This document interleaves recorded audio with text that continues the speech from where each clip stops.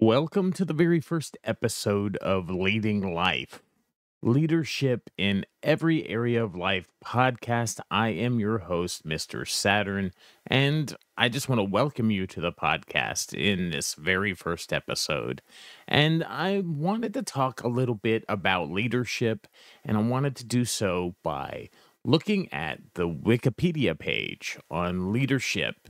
And I kind of scrolled it down, and there was a dictionary definition. I don't know where they got it from, but it says that leadership is a both as a research area and as a practical skill, encompasses the ability of an individual, a group, or organization to lead, to influence, or guide other individuals, teams, or entire organizations. So it's really a broad term, and it generally means to lead, to influence, and to offer guidance to others. And I think that's a pretty good, just kind of baseline, general dictionary definition. But as you scroll down, there's a whole lot of different gobbledygook on there, and stuff about psychological theories and just lots of different things on the page. And you scroll down to this idea of leadership emergence. It says that leadership emergence is the idea that people are born with specific characteristics that use them to become leaders, and those without these characteristics did not become leaders. Um, the list includes, but it's not limited to, assertiveness, authenticity, birth order, character strengths, dominance, emotional intelligence, gender identity, intelligence, narcissism, self-efficacy for leadership, self-monitoring, and social motivation. That's a lot of stuff. And I believe that I disagree to some degree that you're born with the certain traits that will make you a leader, or that you're born with certain traits, and because you have those traits that you become a leader. Or that if you're born, I also disagree with the fact to some degree that if you're not born with certain traits, that you will not become a leader. I believe that you are born with a will. We evidence this in trying to hold your breath. You can only hold your breath for so long, the typical person, because you have a will to live, and you will eventually break that breath hold, and you will breathe again a new breath because you have a self-imposed or a born with will, personal will to live. uh you people don't kill themselves by simply holding their breath. It would be very difficult to do so. Damn near impossible, I would say. So I believe because we have that personal will that we are born with, that's instinctive to us, that we can also use that will to choose. We can choose the words we say, to speak about ourselves. We can choose how we describe ourselves. So we can speak into existence things about ourselves through positive affirmations, and taking those positive affirmations to heart and believing them, and bringing them into reality, bringing them into our own subjective uh, experience. We can breathe life into those affirmations, and they become true for us. So leadership emergence says leaders like Mahatma Gandhi, Abraham Lincoln, And Nelson Mandela shared traits that an average person doesn't. But they put their pants on like the rest of us do.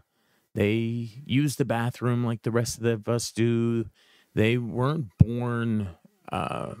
They weren't born a leader. They were born just like everyone else, and um, they used what they had available to them to uh, shape their world around them. This leadership emergence theory says that up to 30% of leader emergence has a genetic basis. Well, maybe up to 30%, but that leaves 70%. That's a lot. That leaves a lot of room for leadership development. And that's how I'm going to approach this whole podcast, this whole series, is that you don't have to be, that regardless of your level of assertiveness, regardless of if you struggle with authenticity, regardless of what, where you were born, or in what order you fall within your siblings, um, regardless of your character strengths or weaknesses, regardless of your level of inherent dominance, regardless of your how developed your emotional intelligence is, definitely, regardless of your gender identity, um, and intelligence, your social motivation, regardless of if that is uh, weak or strong, whether you're able to self motivate and self monitor, or whether you need a little help. We all kind of need a little help. We definitely need a little help. So, regardless of those things, I am going to reject this leadership emergence theory, and I'm going to approach this podcast as you can do it. Because I know you can do it because I have done it time and again. I am not made from some preferred stock of individual. I am an average person, maybe a little above average. I say that I'm above average because it's somewhat of an affirmation for myself. It's something that I'm speaking that I want to be true, and I believe that it can be true, and so I want to speak it into being true. So I don't want to limit myself as just average. I think I'm above average. I think you're above average. I think you're listening to this podcast, and you'll be listening to this series because you too are above average. And I believe that you can develop assertiveness. You can strive for and step into greater degrees of authenticity. You can be emotionally stable. You can um, choose to be extroverted. You can choose to be introverted in different situations. Be uh, you can be whoever you want to be, regardless of if you are the baby in the family, the firstborn, the middle child. Um, you can be who you want to be, despite the amount of honesty, bravery, the amount of teamwork that if you're not good at those things, you can become better at those things. You can definitely be a leader, even if you don't have inherent dominant personality. Even if you don't describe yourself as having a high desire to control your environment and influence people, even if you aren't likely to express your opinions in a assertive, forceful way, uh, even if you aren't the first to jump into volunteering in a leadership role in small group situations, Even if you don't feel you have high emotional intelligence, maybe you struggle emotionally. I think that you can develop those things. I think that you can work with whatever level of intelligence you have, that you can be, that we are not going to be ableist. That if you have disabilities or you need to make modifications, you can do so. You don't have to, we don't have to approach this with an ableist view that only the most intelligent can be leaders in areas of life. Maybe you don't have a willingness to accept leadership roles and or find success. And so maybe you need some help with that. And that's okay. Maybe you aren't good at self-monitoring and you need the help of apps, or you need the help of tools, journals. There's all kinds of ways to help you monitor yourself. Like, I don't wake up inherently on my own every morning. I need the assistance of an alarm clock.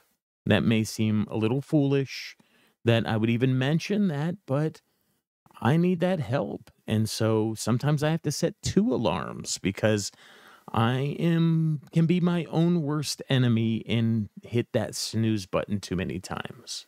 Perhaps you lack the social motivation. Perhaps you are not narcissistic at all. Maybe you don't have a high level of self-confidence. Maybe you don't have a willingness to participate, and that's okay. There are many leadership styles, there's many ways of leading, and it's okay to be a follower. I think that we sometimes forget that it is perfectly okay to be a follower, and if you are a follower, this is a perfect podcast for you because we're not going to make everybody leaders. Not everybody is leaders in every area of life. Sometimes an important factor of leadership is learning to follow leadership. And so maybe you're looking for ideas about who is a good leader. Maybe you're needing help vetting good leaders, or a relationship where you're more of a follower and you're looking for a leading partner and you want to learn how to vet and negotiate that relationship and walk into that relationship with a level of authenticity in that you are presenting yourself well and communicating effectively what it is that you are looking for and who you are looking to be in that relationship, and help figuring out your own identity. Perhaps you're thinking, maybe I could be a leader in some area of life, but I'm looking for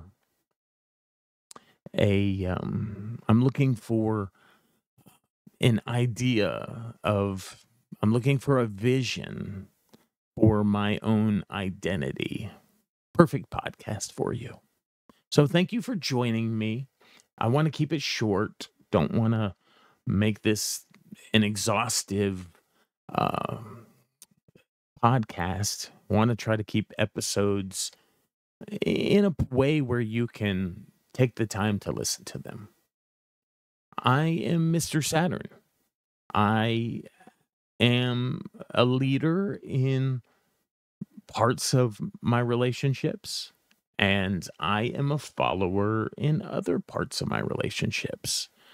I'm a leader in some aspects of things, like I lead this podcast, I lead another podcast, I lead a large online presence in several different areas of life. I lead one of my relationships, one of my romantic relationships.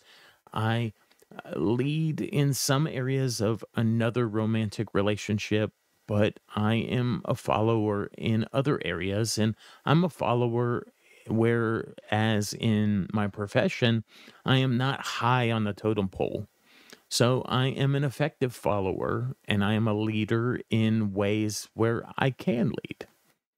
And it's okay because I don't have to lead everything and I don't have to be everything for everyone at all times.